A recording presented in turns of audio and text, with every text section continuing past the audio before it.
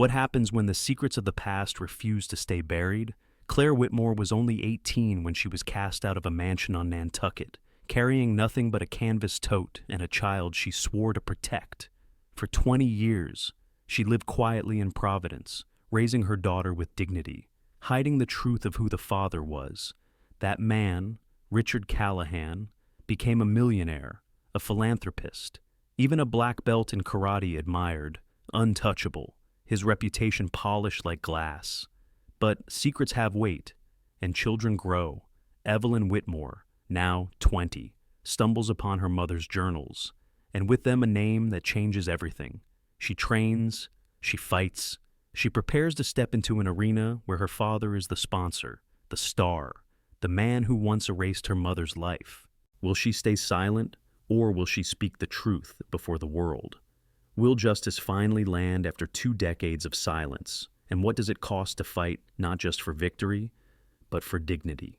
Stay with us as we unfold a story of betrayal, resilience, and redemption.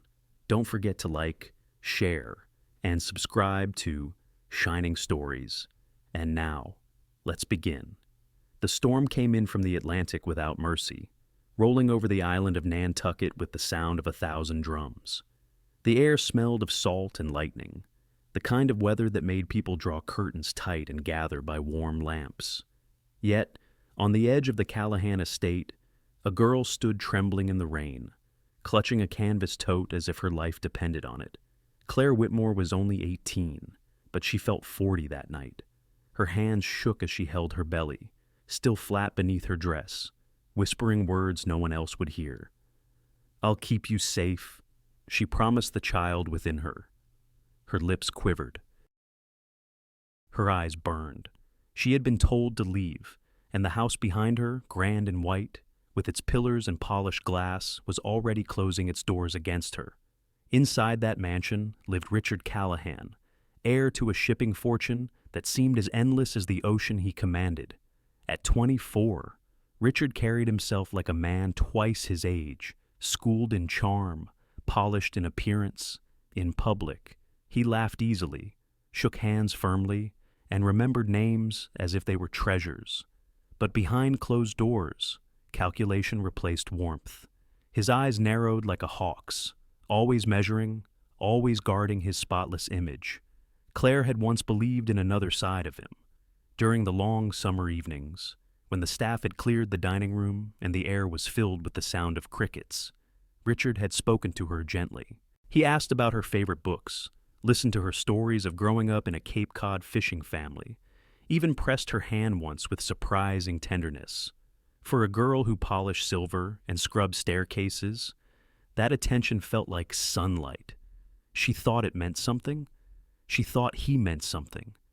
But the sweetness faded like chalk in the rain the moment she told him she was expecting his child. It was not Richard who answered her trembling words. It was a lawyer, older, cold, sitting at a mahogany table in the parlor with papers already drawn. A non-disclosure agreement lay before her, the ink still drying. Next to it, a cashier's check, the numbers neat, the signature bold. The lawyer's voice carried the weight of finality. "Sign this. Take the money. Leave quietly. There will be no story here." Claire's breath caught. She asked for Richard, begged for him to speak. But when he entered the room, it was not with kindness. His jaw was set, his gaze averted. He did not deny the truth, but he did not claim it either. He stood like a man guarding a wall, not a future father. And when Claire whispered, "Please," he only said, "Don't ruin me." The humiliation deepened as the lawyer spread more papers across the table. They spoke of defamation, of reputations ruined, of consequences she could not bear. They hinted at a forged narrative already prepared stolen jewelry, whispers of dishonesty, accusations that would follow her name through every diner, every parish, every neighbor's porch. If she resisted, she would not only lose him, she would lose the chance to work, to live with dignity, to raise her child without a cloud of shame. Her throat closed, her vision blurred. Still, she refused the pen. "I will not sign," she said, her voice breaking but steady. She pushed the check back across the table. The lawyer's eyes narrowed. Richard turned away. They told her she had until nightfall to leave. The staff avoided her eyes as she packed. She felt their pity pressing on her shoulders like stones. But no one dared speak. By the time the clock struck 9, her tote was ready. Inside lay a second-hand coat, a spare dress, a worn Bible from her mother, and a notebook she had used to jot grocery lists. She held it now like armor, knowing she would fill its pages with the truth the world wanted buried. The front doors opened, the storm had not lessened, thunder cracked over the ocean. Claire stepped into it, refusing the umbrella the butler half offered, ashamed by the pity in his trembling hands. She let the rain strike her face, letting it hide the tears that refused to stop. Behind her, in the upper window of the foyer, a camera blinked red. She knew it recorded her walk across the gravel, the way her shoulders hunched, the way she held her belly as if shielding it from the world. Somewhere, that footage would be stored, locked away, perhaps replayed as evidence of her defeat. But in her heart, she did not feel defeated. For in the storm, she whispered again to the tiny life inside her, I will never lie to you, but I will protect you, even if it means you never know the truth. The wind tore at her hair. The ferry to the mainland had already stopped for the night. She knew the gossip would start before dawn. On an island like Nantucket, stories traveled faster than boats. By morning, people would whisper about the maid who stole, about the disgraceful girl sent away. She could not stay, not even with her own family in Cape Cod. The smear was already in motion. So, she walked through the wet streets, each step heavier than the last, until she reached the bus station. There, a single late-night bus prepared to depart, its headlights cutting through sheets of rain. She bought a ticket with the few dollars she had saved, her fingers numb as she pressed coins into the clerk's hand. As she climbed the steps, the driver glanced at her soaked clothes, at the haunted look in her eyes, but asked no questions. She chose a seat by the window, pressed the tote against her side, and shivered under the coat too thin for the night. In her lap, she opened the notebook. The first page was blank. With trembling hands, she wrote a single line. This is the truth they will never let me say. The bus hissed and pulled away, carrying her across the dark bridge, away from the island that had stolen her hope. Ahead lay Providence, a city she had never seen, a place where she would begin again. She did not know how she would survive. She only knew she must, for herself, for her child. And so, with the storm still raging behind her, Claire Whitmore disappeared into the night. The furnished room was hardly bigger than a storage unit, its walls lined with faded wallpaper and a single narrow bed pushed against one corner. A hot plate sat on the windowsill, next to a chipped mug that smelled faintly of instant coffee. The radiator hissed in winter and clanged in summer. But for Claire Whitmore, who had stepped off the bus from Nantucket with only a tote bag and a notebook, it was shelter. Providence was not gentle at first. The streets around Elmwood carried the noise of passing buses, the crackle of old neon signs, and the distant call of church bells. Claire rented her tiny sublet from a widow who lived upstairs. The rent was cheap because the room was cold and the plaster sometimes fell in dusty flakes. But it was hers, and she clung to that thought as if it were a rope thrown to her in deep water. She found work quickly. Nights were spent cleaning medical offices, mopping linoleum floors until they shined beneath fluorescent light. The smell of disinfectant clung to her clothes long after she left. In the mornings, she bussed tables at a diner where the regulars called her sweetheart and left quarters stacked on Formica counters. Sleep came in fragments, but there was no choice. Bills would not wait. Her belly grew. Her steps slowed, but she pressed on, clutching the lined notebook she carried everywhere. In it, she wrote names, dates, the details no one else cared to remember, the name of the lawyer who had given her papers, the check number she had pushed away, the ferry schedule she never boarded. She kept receipts, bus stubs, even napkins with dates scribbled in pencil. The journal became her anchor. Each page whispered, I was here. This happened. They cannot erase me. When the time came, She gave birth not in a glowing maternity ward surrounded by flowers, but in a modest city hospital where the paint peeled at the corners and nurses hurried past without ceremony. She named her daughter Evelyn. No baby shower, no photographs taped to the walls, only a crib tucked near the one small window of her room. She found a rocking chair in a thrift store, its paint chipped, its creak loud in the night. Yet when she sat there with Evelyn pressed against her chest, the chair felt like a throne. The years passed, each one smoothing her edges and hardening her resolve. She learned to repair a leaky faucet with a wrench borrowed from the landlord. She learned how to stretch $1 across meals of beans and rice, how to patch Evelyn's clothes with steady hands, how to braid hair in the mornings before school. Her own youth, so easily stolen, became fuel for resilience. The headlines about Richard Callahan reached her sometimes, folded inside newspapers left behind at the diner. Photos showed him in tailored suits, shaking hands with governors, cutting ribbons at charity events. He had become the polished man the world adored. Claire folded the pages quickly, pushing them into the trash before Evelyn could see. She told herself she would not poison her daughter with that truth. Not yet. Instead, she gave Evelyn a different story. She said, "We build our lives out of what we have, not what we lost." She told her, "Women can make homes from splinters." Evelyn grew up believing her mother was both fragile and unbreakable, both tired and endlessly strong. One evening, when Evelyn was about 12, Claire wandered into a small pawn shop on Broad Street. The glass cases glimmered with mismatched rings and tangled chains. She saw a silver locket, tarnished but intact, lying on a velvet square. She bought it with 2 weeks' tips, her heart pounding at the extravagance. That night, she sat at the small table by the window, opened the locket, and tucked inside a folded page torn from her journal. It held the first entry, the one she had written on the bus from Nantucket, declaring the truth the world would not let her say. She closed the locket with trembling fingers. Someday, when the time was right, she would give it to Evelyn. Life carried on in steady rhythms. School mornings, work shifts, late nights with dishes soaking in the sink. The room in Providence grew warmer over time as the years left their mark on the walls. Evelyn grew taller, her laughter filling spaces where once there had only been silence. Claire's shoulders squared. She found she could stand taller, even when exhaustion bent her low. But nothing holds forever.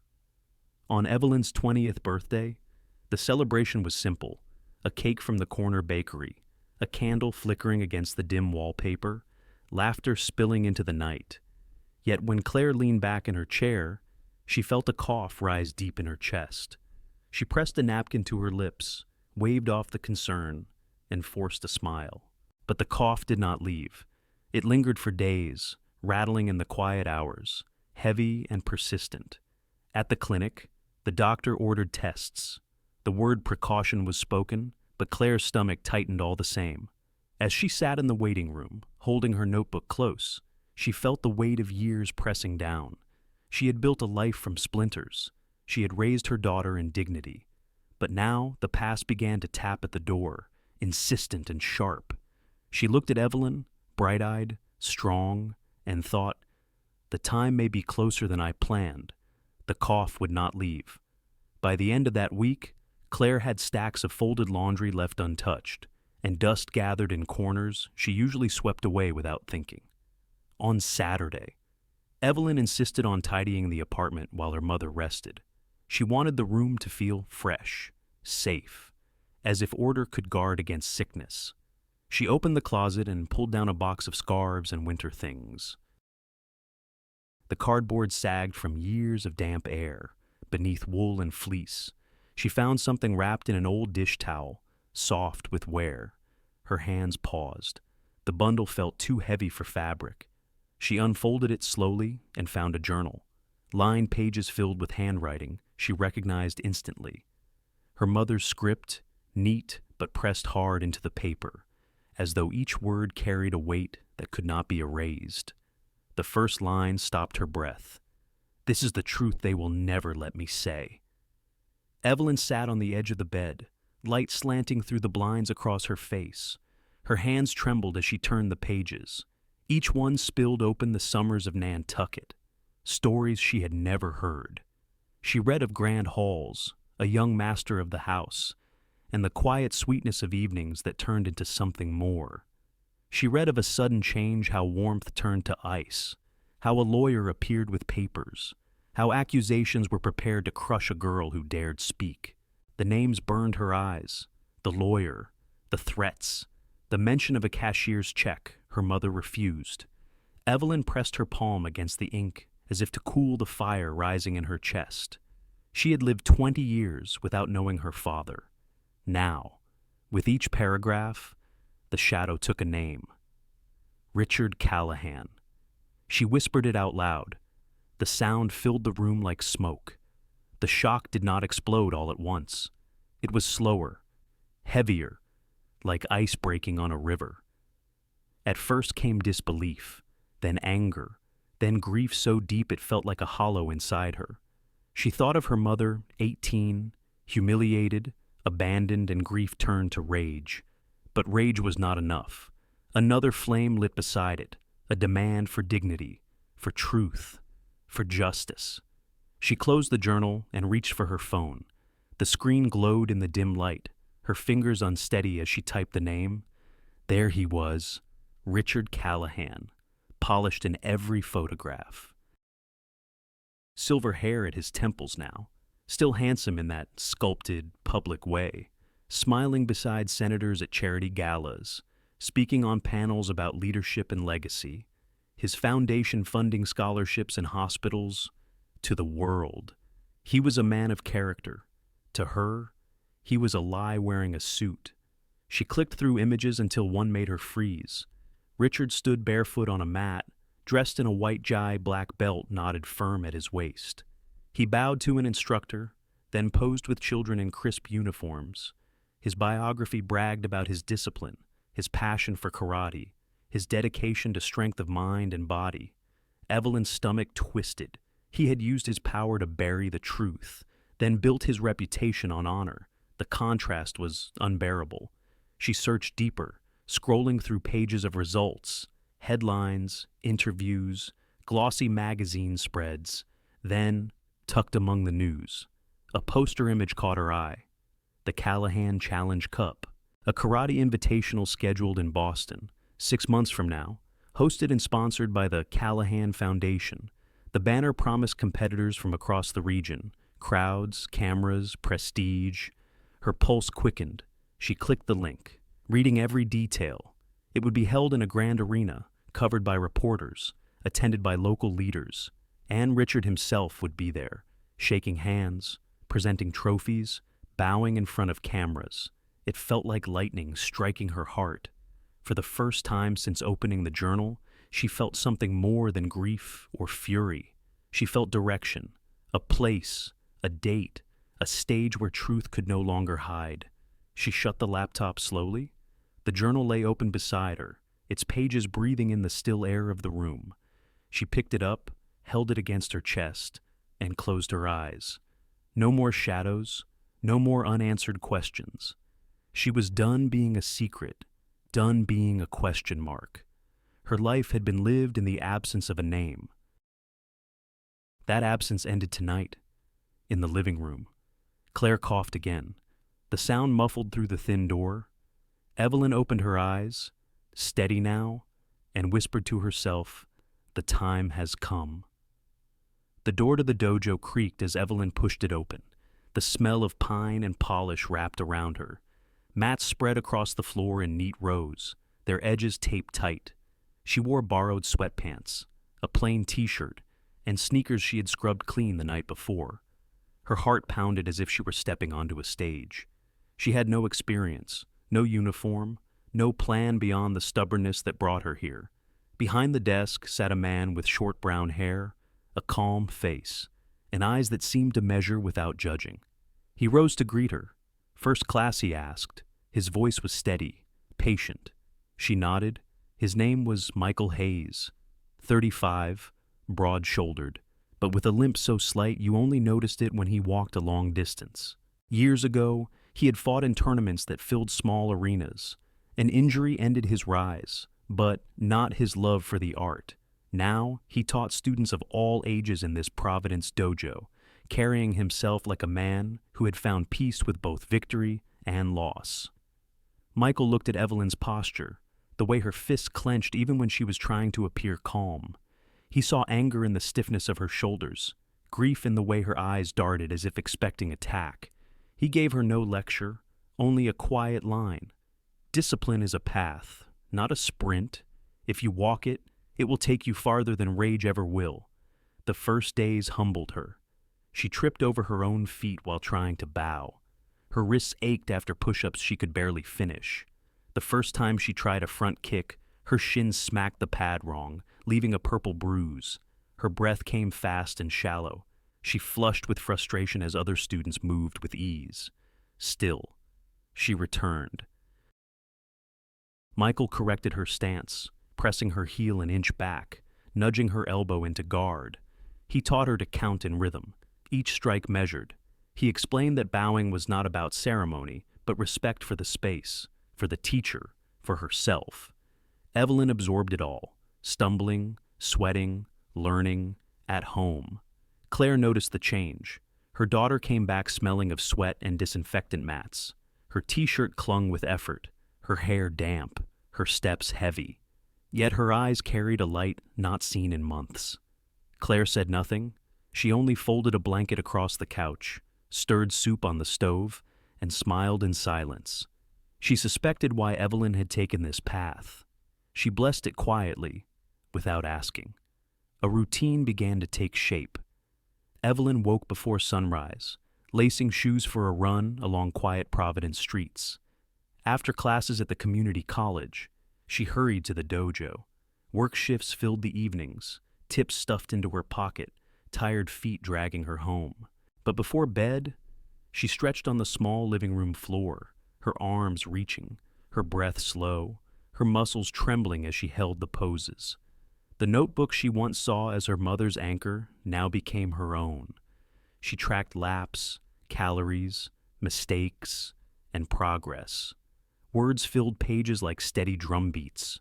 Weeks slipped into months. Her body changed. Muscles tightened, movements sharpened. She was still far from strong, but her endurance grew. Where once she collapsed after drills, now she stood longer, breathing through the fire. Michael noticed. One night, after class, he asked her to stay. The dojo was quiet, mats gleaming under dim lights. "You're serious," he said. "Most people quit after the bruises. You haven't." Evelyn only nodded, her chest rising and falling. He opened a folder and handed her a sheet. It was a conditioning plan, extra drills, diet notes, strength exercises she could do at home with nothing more than body weight and determination. "I don't know what you're chasing," he added, "but if you commit, I'll help you climb the mountain." She held the paper with both hands, her throat thick. He did not know her target. He did not know the fire that pushed her. But he saw her need, and he offered her a path. That night, Evelyn sat at the small table in their apartment, the lamp casting a circle of light. She opened the silver locket her mother had given her. Inside was the folded page from years ago. Her mother's first journal entry, words written on a bus when she had nothing left but truth. Evelyn reached for a sticky note, in bold, dark letters. She wrote, "Callahan Cup, Boston." She folded it and placed it inside the locket beside her mother's words. She snapped it shut and hung it around her neck. The date was set. Before sunrise. Providence was quiet. Streetlights glowed amber, and the air smelled faintly of damp asphalt. Evelyn ran past shuttered storefronts, her shoes slapping the pavement in steady rhythm. She counted breaths, 1, 2, 3, 4, trying to steady her mind with her stride. The streets were empty, but she felt watched, not by eyes but by the weight of her own promise. By the time she reached the dojo, sweat clung to her back. Inside, the floorboards creaked under her feet. Michael stood waiting, calm as always, a stopwatch in hand. Soon the metronome of kicks began sharp strikes meeting pads in endless repetition. Each sound echoed like a drum, steady and unforgiving. Weeks turned into months, and the rhythm of training shaped her life. She practiced Kihon basic techniques until her muscles ached from repetition. She worked through kata, forms that felt like dances of discipline, each step demanding focus. Sparring drills left her gasping, her ribs sore, her wrists bruised from blocks that landed late, her feet blistered. The skin on her knuckles split more than once, leaving faint red marks on white tape. Her pride broke often. She stumbled, she fell, she missed counts, but every stumble became another lesson. Slowly, pride rebuilt itself, stronger, steadier. Michael's teaching was patient. He corrected her without sharpness, only with steady pressure, a hand at her elbow to lift her guard, a calm reminder to breathe through her nose, a nod when she landed a clean strike. His praise was simple, not flashy, but it stuck with her longer than criticism ever could. He set clear boundaries. Training time was training time. Encouragement did not blur into flattery. His role was mentor first, always. Evelyn respected him for it. She knew he saw more in her than she admitted, but he never pressed for details. He only built the bridge she walked across. One evening, after sparring, left her dizzy with exhaustion. Michael showed her how to pivot out of pressure. "Don't fight force with force," he said. "Step aside, redirect, keep your balance." She practiced until her calves burned. For the first time, she understood that fighting was not only about strength, it was about patience, timing, and trust in her own footing. She learned to keep her guard high, no matter how tired her arms felt. She practiced striking from her hips, letting power flow from the ground through her body, instead of punching with her hands alone. Every drill reshaped her not only in muscle, but in mind. At home, she kept a journal the way her mother once had. She filled its pages with numbers, laps run, kicks completed, sparring rounds survived. But between the lines, she poured out fears and frustrations. She wrote about the mornings when her body begged her to quit. She wrote about the nights she stared at the ceiling, afraid she was chasing something too big. Then she wrote about progress moments when her body did what it could not do the week before. The journal became a mirror, one that showed her growth even when she could not feel it. Meanwhile, Claire's health wavered. The cough grew heavier. She tired faster. Some evenings, soup cooled untouched on the stove because she had fallen asleep in her chair. Evelyn watched her mother fade in small ways that frightened her more than sudden illness. Yet, Claire insisted she keep training. "Don't stop," she would say, waving away Evelyn's protests. "You're building something important. Keep going." Evelyn obeyed, though guilt sat heavy in her chest. She ran harder, trained longer, fought more fiercely, because stopping felt like betrayal. The first real test came at a local amateur bracket. The gym smelled of chalk and sweat.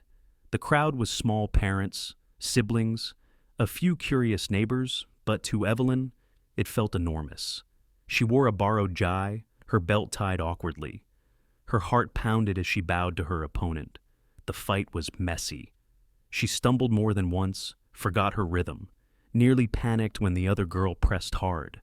But something clicked in her chest. She pivoted out of a corner, landed a clean strike, and then another.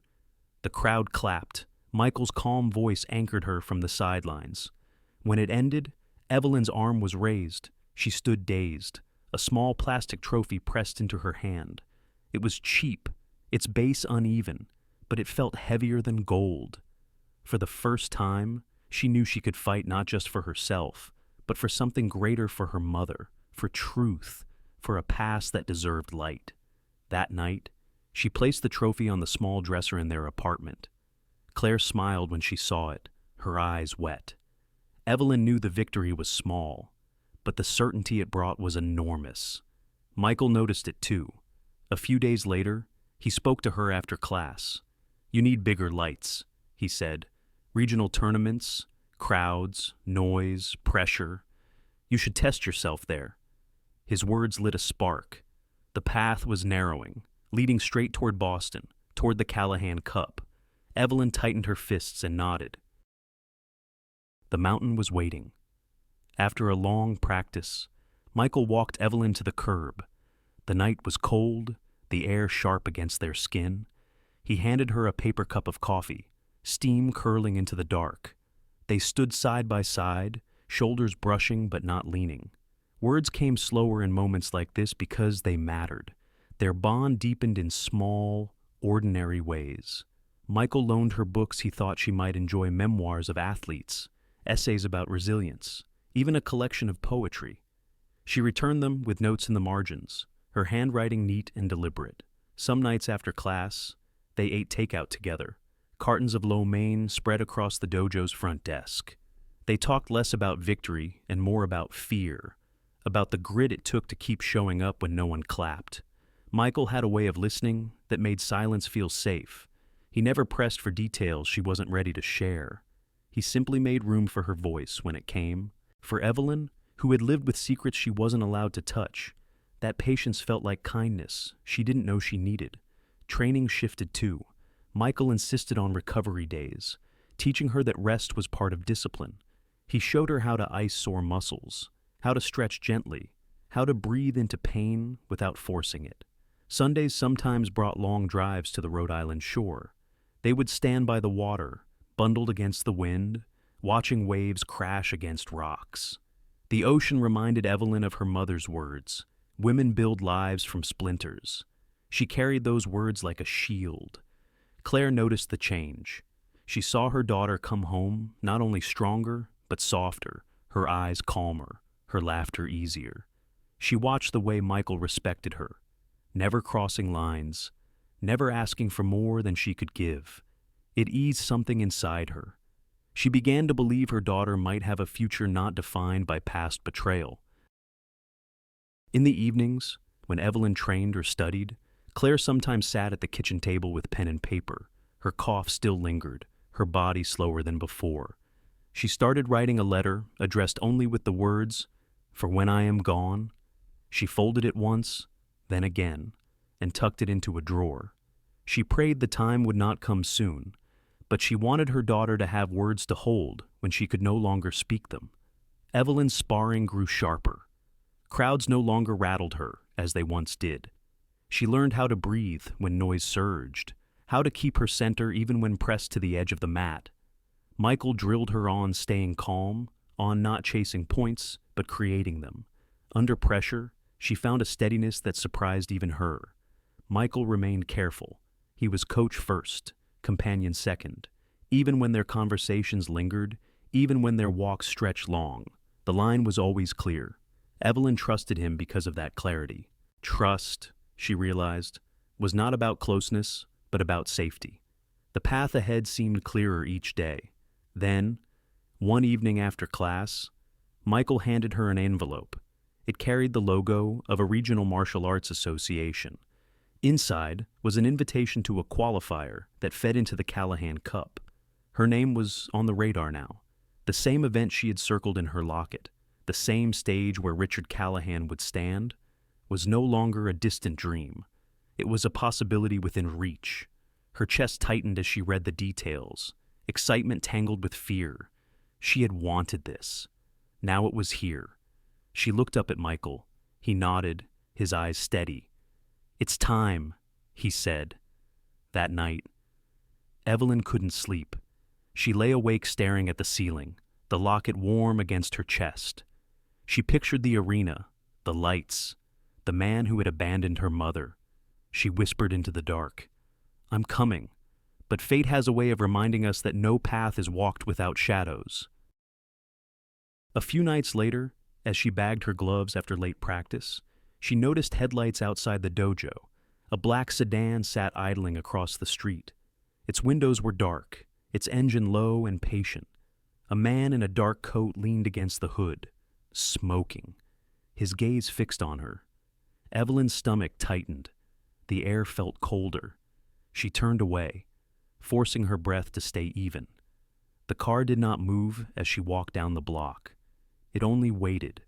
The past, it seemed, had started to notice her. The dojo was still dark when Evelyn unlocked the door.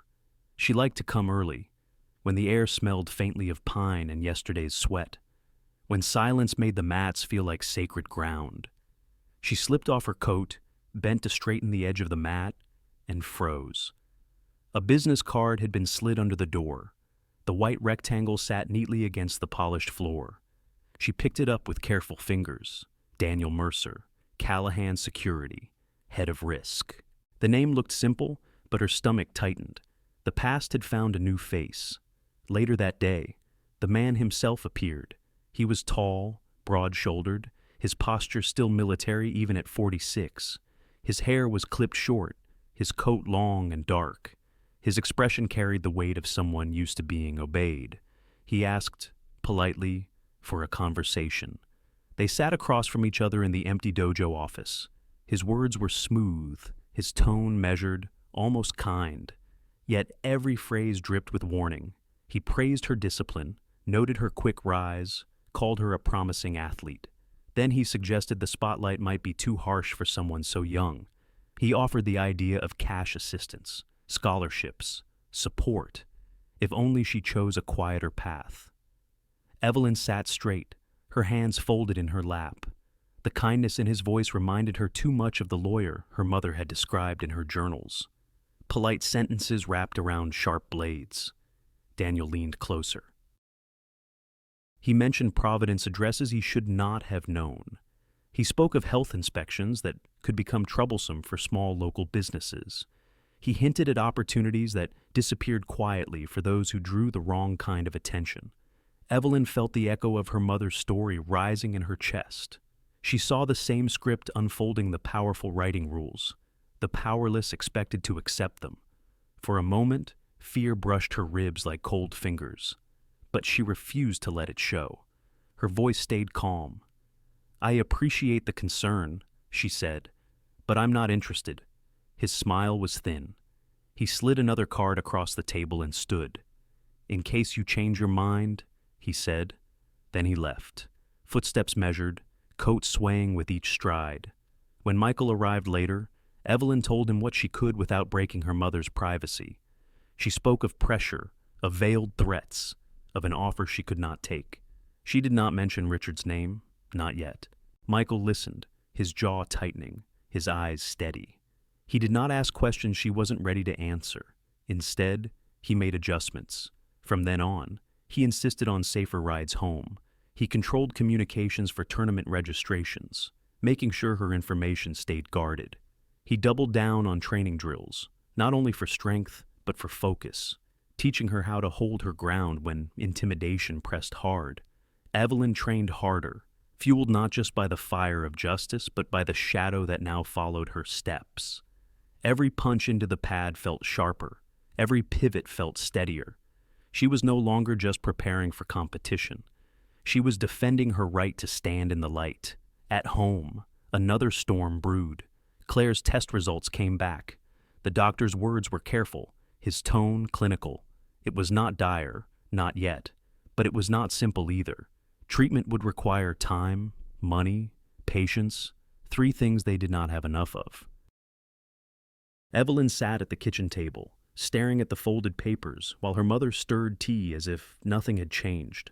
Claire insisted she keep training. She said the fight ahead mattered more than anything. She reminded her daughter that she had already survived worse storms. But Evelyn's chest ached with helplessness. She wanted to be in 2 places at once at her mother's side, and on the mat building strength for both of them.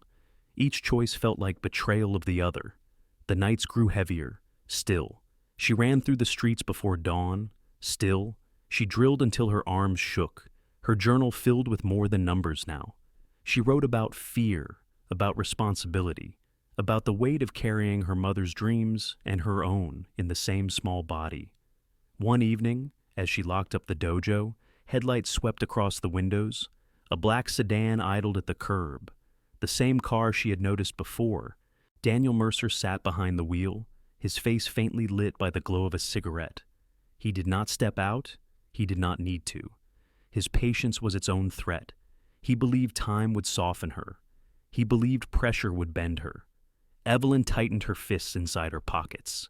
She planned to prove him wrong. Winter pressed in on Providence.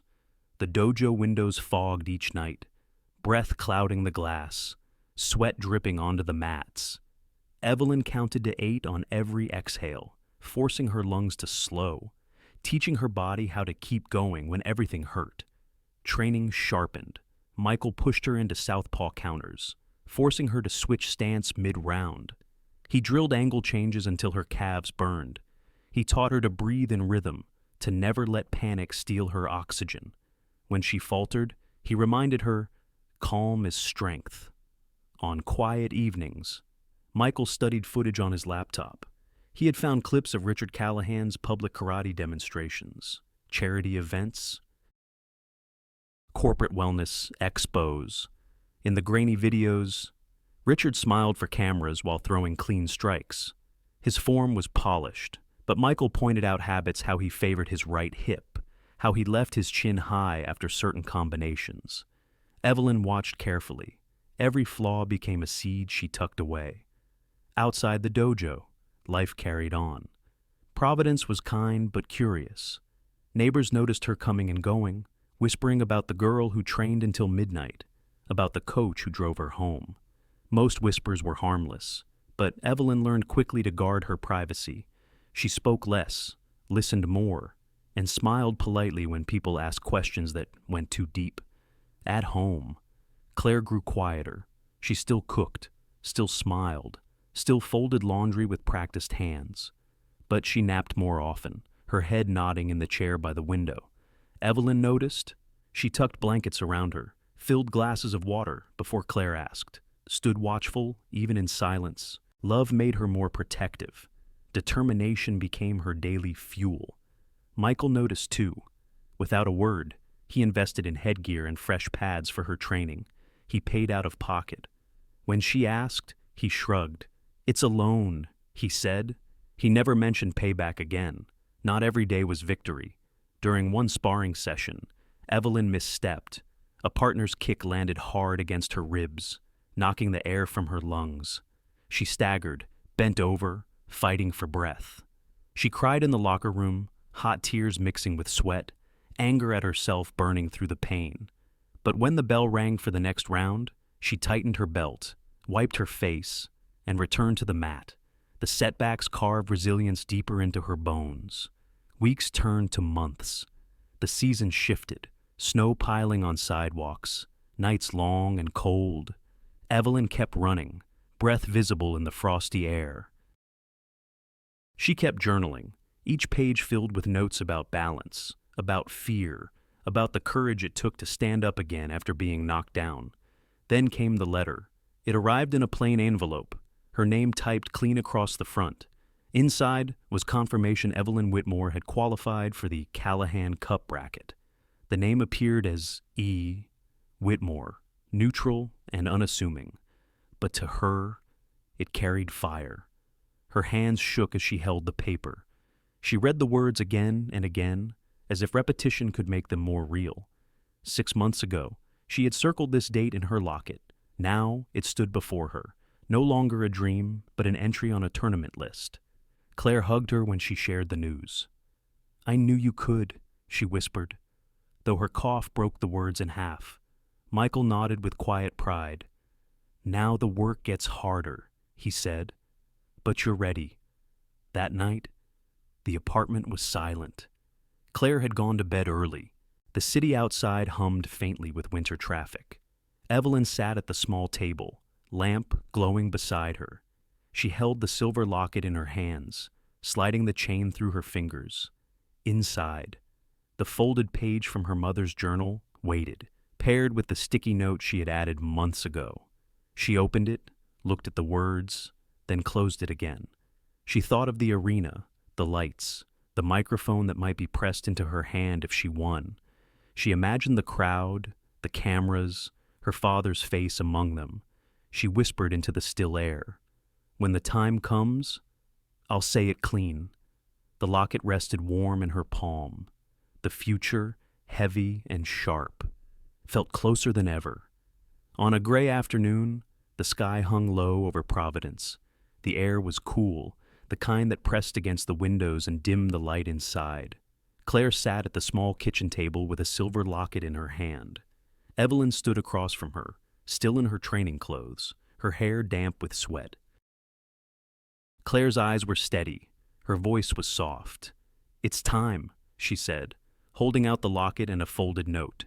They moved to the living room. Soup simmered on the stove, the faint scent of broth filling the air. A quilt lay across their knees as they sat together on the couch. The room was quiet except for Claire's cough, which she waved away with a small smile. Claire began to speak. There was no drama in her voice, only the weight of truth finally allowed to surface. She told Evelyn about the Nantucket summer when she was 18, about Richard Callahan, handsome and charming, who had seemed so full of promise, about the moment warmth turned to cold, when pressure replaced tenderness. She told her about the lawyer with his papers, about the threats that followed if she dared to speak. Her words came slowly, each one carving a deeper shape into the silence. She admitted the hardest part, the choice she made to keep Evelyn safe by keeping her ignorant. She had hidden the truth not out of shame, but out of protection.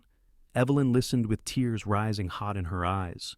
For weeks, anger had lived in her chest like a fire she could not control. Anger at lies, at silence, at being denied the truth of her own blood. But as her mother spoke, the anger softened.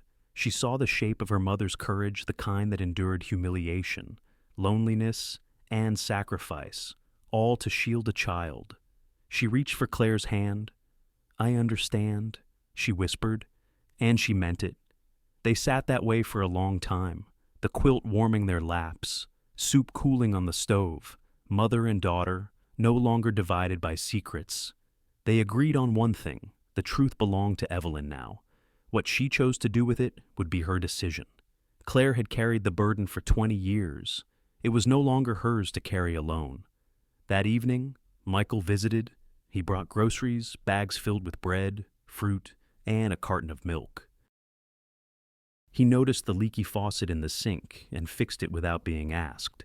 He moved through the small kitchen with quiet ease, as if he had been part of the family for years. Claire watched him, her heart both heavy and light. She saw the way he cared for Evelyn, not through grand gestures but through steady presence. She felt relief knowing her daughter was not walking her path alone. Later, Evelyn showed Michael the invitation to the qualifier. His expression stayed calm, but his eyes shone with pride. He did not ask about the locket around her neck, or the folded note tucked safely inside. He understood some things did not need questions. The days that followed brought more sparring, more training, more nights of exhaustion.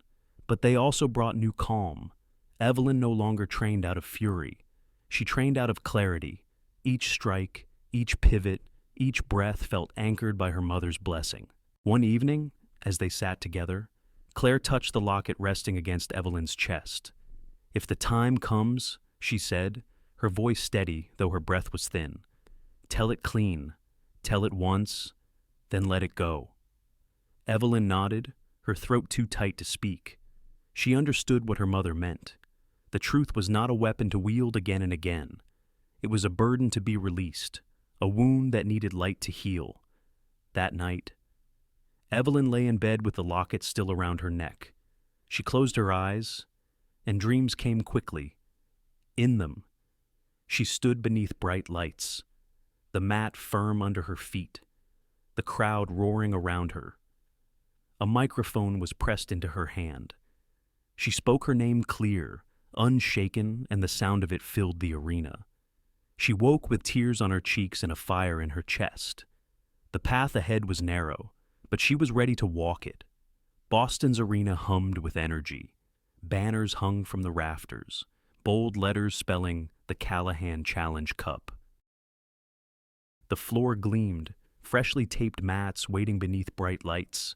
Vendors sold branded gear in the halls, and cameras swung on long arms above the crowd. At center stage, Richard Callahan smiled for reporters. 44 now, his hair touched with silver, his body still lean under a tailored suit. The black belt tied at his waist made the cameras click faster. He shook hands, laughed on cue, his presence filling the space with polished confidence. The bracket hung on a tall board, names printed in clean columns. At the bottom of one division, E. Whitmore. The arrival day was a blur of tasks. Wristbands tightened around competitors' arms, weigh-ins measured in pounds, gear checked, helmets inspected, gloves taped. Medical clearance meant cold hands pressing against ribs, stethoscopes listening to lungs. Evelyn moved through it all quietly, standing small in a sea of corporate polish and practice bravado. Other fighters boasted, coaches barked. She kept her head down. When the opening ceremony began, Richard took the microphone. His voice carried easily. He spoke of character, of earning every step, of the honor martial arts brings to life. Applause rose, cameras flashing. Evelyn stood at the edge of the mats, watching. She studied the way he stood, his posture tall, chest proud. But when he shifted weight during a short demo, she noticed the favor his right hip moving stiffly. A small detail most eyes would miss. The matches began. Evelyn's division was called. Her first bout was fast, her heart pounding, but her mind steady. She remembered Michael's voice. Calm is strength. She kept her guard high, pivoted when pressured, scored points with clean counters. No showmanship, no wasted movements. She won by margin, not by spectacle. Between matches, Michael kept her world small. He handed her water, peeled a banana, spoke in short phrases, breathe slow, shoulders loose, don't chase. His steadiness was a shield against the roar of the arena. She advanced again and again. Each fight drained her, but each victory brought certainty. She belonged here, not as an imposter, but as a contender. In the shadows of a tunnel, Daniel Mercer watched. His phone lit his face as he read the bracket twice. The name, E. Whitmore, echoed in his mind. His jaw tightened. He made a call but kept his voice low, the noise of the arena swallowing his words.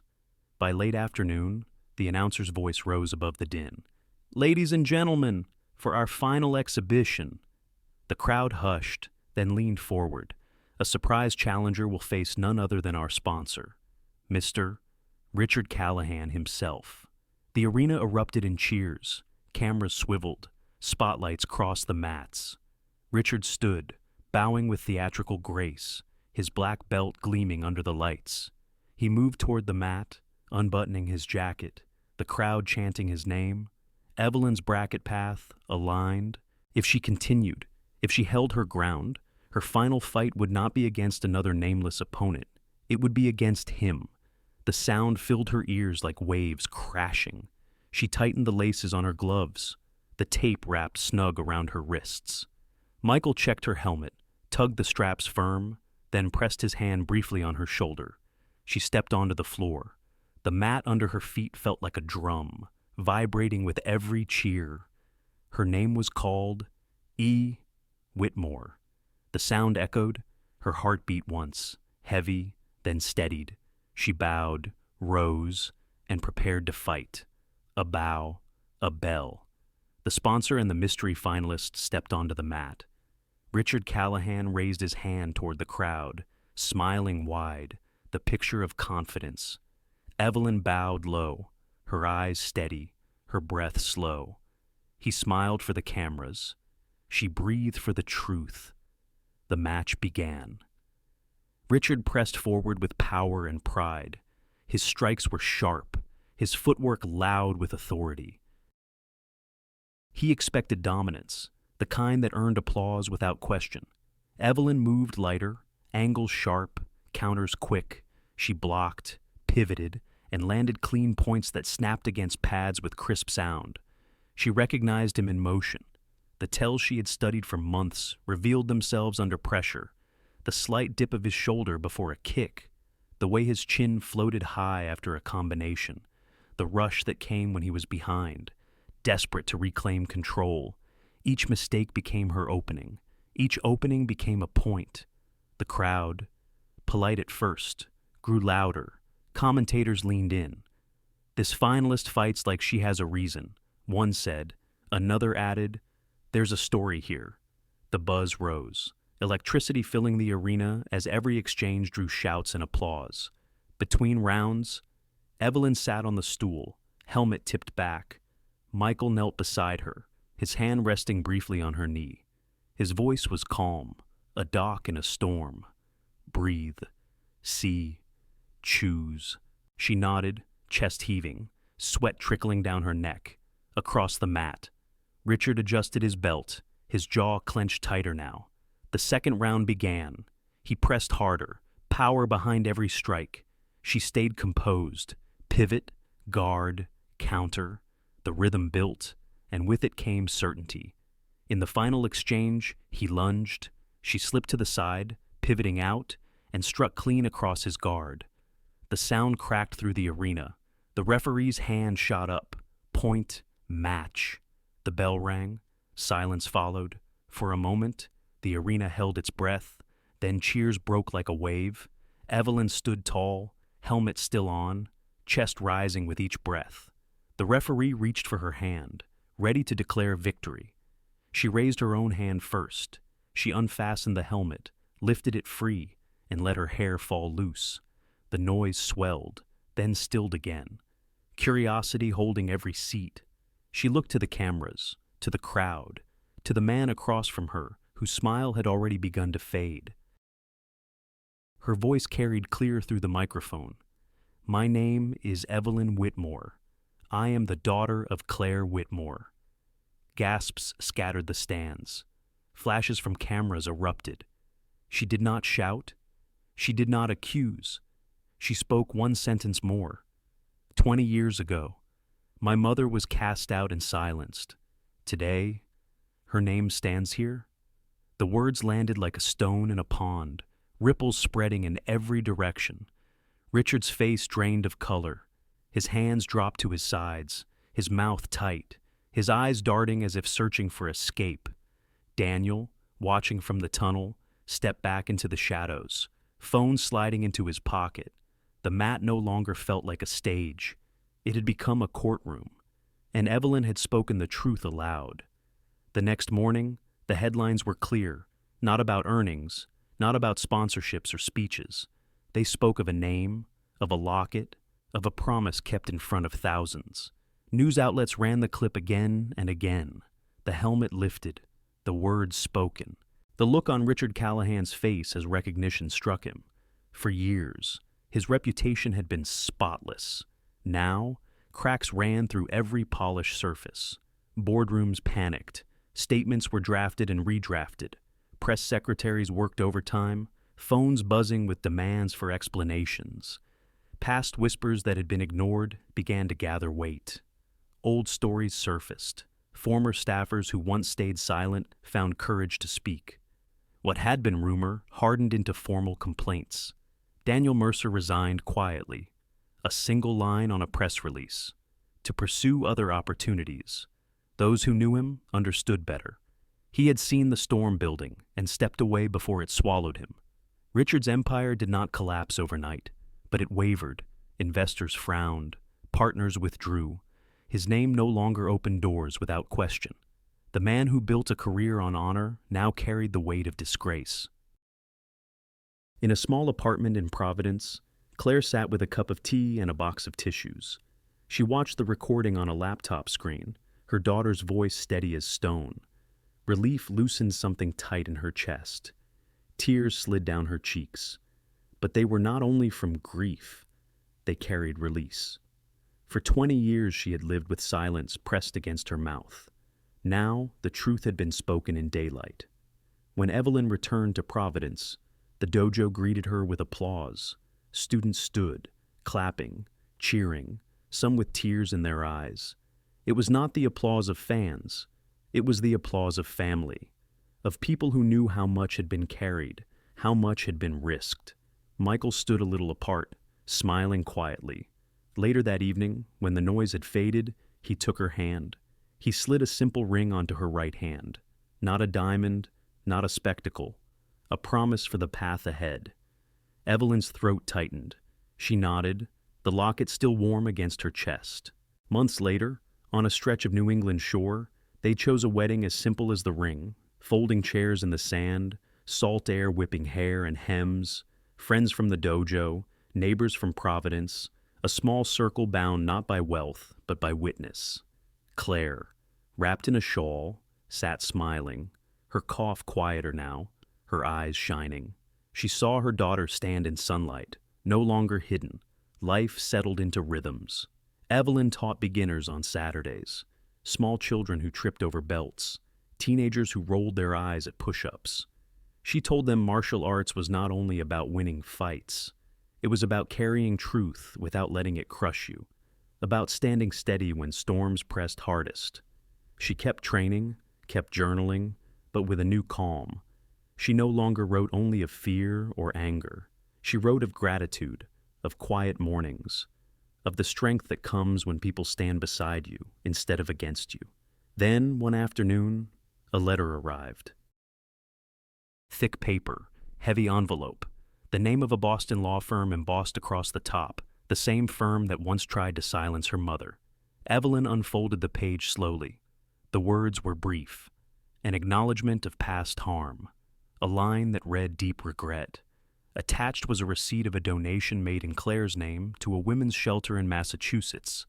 It would never be enough. It could not erase the nights of fear, the years of silence.